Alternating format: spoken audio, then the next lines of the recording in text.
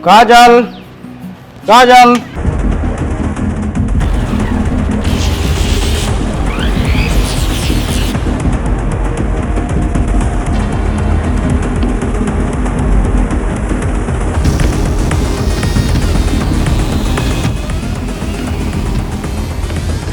Ma'am साहब, मैंने आपका काम कर दिया है। मैंने साहब को मार दिया। आपका रास्ता साफ हो गया। अब मेरे पैसे दे दीजिए 10 लाख। बहुत ही अच्छा किया तुमने मेरा ये काम करके। मैं तुमसे बहुत खुश हूँ। पैसे तो तुम्हें मिल जाएंगे, लेकिन तुम्हें मेरा एक और काम करना पड़ेगा। मैम साहब, अब कैसा काम? अपने साहब की लाश को उठाकर इसे ठिकाने लगा दो। ये क्या कह रही मैम साहब? आपने तो कहा था सिर्फ रास्ते से हटाना है और मैं तुम्हें 10 लाख रुपए दूंगी। मैम साहब, मुझसे ये नहीं होगा। अरे अजीत, तुम्हें क्या लगता है मैं तुम्हें पैसे नहीं दूंगी? अपने साहब की लाश को उठाकर ठिकाने लगा दो और अपने पैसे ले लो। लेकिन मैम साहब, आपने तो बोला था सिर्फ रास्ते से हटाना है। अच्छा मैम साहब, वो सब छोड़ो। आप मुझे मेरे पैसे दे दो, मैं लाश को ठिकाने लगा दूंगा। अच्छा तो ठीक है।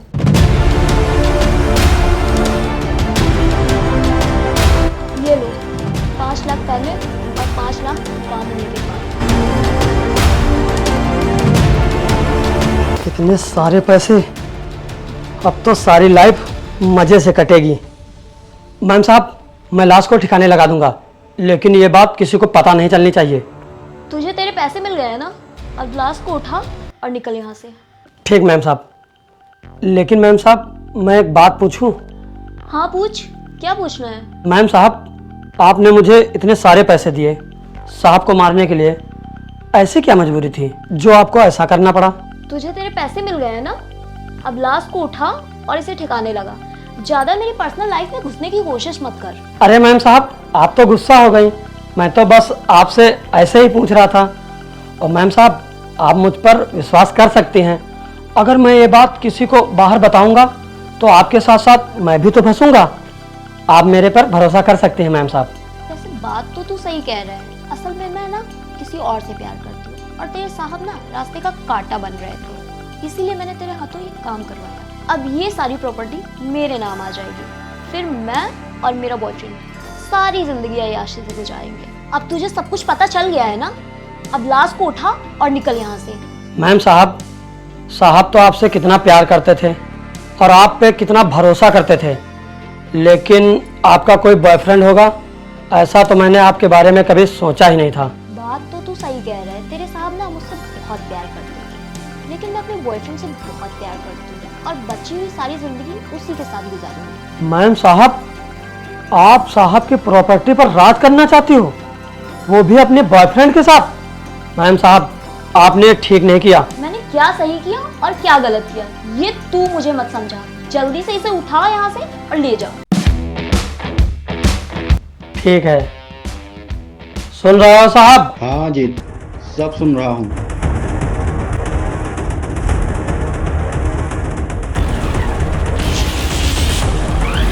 प्रदीप, तुम जिंदा हो? हाँ, मैं जिंदा हूँ और आज मैंने अपनी आंखों से सब देख लिया और अपने कानों से सब सुन भी लिया है कि तुम मेरे बारे में क्या सोचती हो और इस घर में तुम क्या करना चाहती हो। अजीत, ये सब कैसे? तुमने तो उन्हें जान से मार दिया था। अरे मैम साहब, आपके दिमाग को दाद देनी पड़ेगी। और आपने ऐसा सोच भी कैसे लिया कि मैं साहब के साथ ऐसा करूंगा? मैंने सालों से इस घर का नमक खाया है। मैं किसी के साथ गद्दारी कर सकता हूं, लेकिन साहब के साथ कभी नहीं, क्योंकि साहब ने मेरी उस समय मदद की थी जब मेरे पास कोई काम धंधा नहीं था, जब मेरे पास कोई नौकरी नहीं थी, और आपने मुझ पर विश्वास कर लिया। अरे मैम साहब, आपको एक बार सोचना चाहिए था कि साहब के साथ आप कितना गलत कर रहे हो। और तुझे पता है, अजीत ने इन सब के बारे में मुझे पहले ही बता दिया था।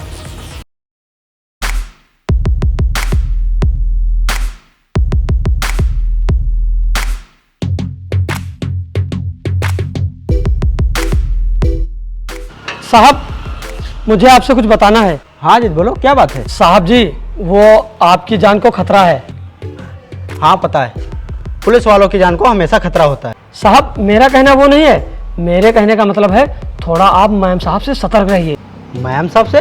वो क्यों? साहब, मैंने मैम साहब को फोन पर किसी से बात करते हुए सुना था। बेबी तुम बिल्कुल परेशान मत हो, मैंने सारा प्लान कर लिया है। बस कुछ दिनों की बात है, फिर हम दोनों ना अय्याशी करेंगे, वो भी प्रदीप की प्रॉपर्टी पर, क्योंकि प्रदीप के मरने के बाद सारी प्रॉपर्टी मेरे नाम पे आ जाएगी और हम दोनों मजे करेंगे आराम से, पूरी जिंदगी ऐश ऐश। नहीं नहीं, तुम झूठ बोल रहे हो। नहीं साहब, मैं झूठ नहीं बोल रहा हूँ, मैं अपने बच्चों की कसम खा रहा हूँ, मैंने अपने कानों से सुना।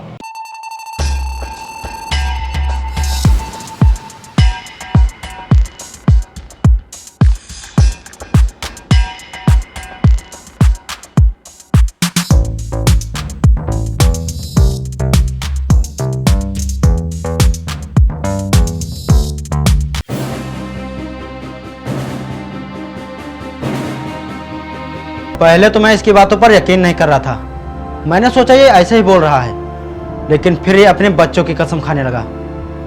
फिर मैंने सोचा कोई भला अपने बच्चों की झूठी कसम क्यों खाएगा, और तभी से हम दोनों ने मिलकर ये प्लान बनाया था। लेकिन आज मैंने अपनी आंखों से सब कुछ देख लिया कि तू अपने आशिक के साथ मिलकर मुझे मरवाना चाहती थी और इस पूरी प्रॉपर्टी को हड़पना चाहती थी, और फिर उसके बाद अपने बॉयफ्रेंड के साथ अय्याशी करना चाहती थी। ऐसा कुछ भी नहीं है, आपको तो पता है कि मैं आपसे कितना प्यार करती हूँ और आप पे कितना भरोसा करती हूँ। वो तो मैं अपने बॉयफ्रेंड की बातों में आ गई थी। प्रदीप प्लीज प्लीज मुझे माफ कर दो, मैं दोबारा ऐसा कभी नहीं करूंगी, प्लीज मुझे माफ कर दो प्रदीप। अच्छा, तो अब मैं तुझे माफ कर दूं ताकि तू फिर कोई नया ड्रामा बनाए और तू फिर मेरी जान लेने की कोशिश करे।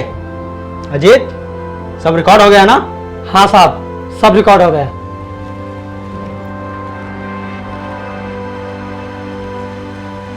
अब तुम माफी मुझसे नहीं, अब तुम माफी जेल में मांगना।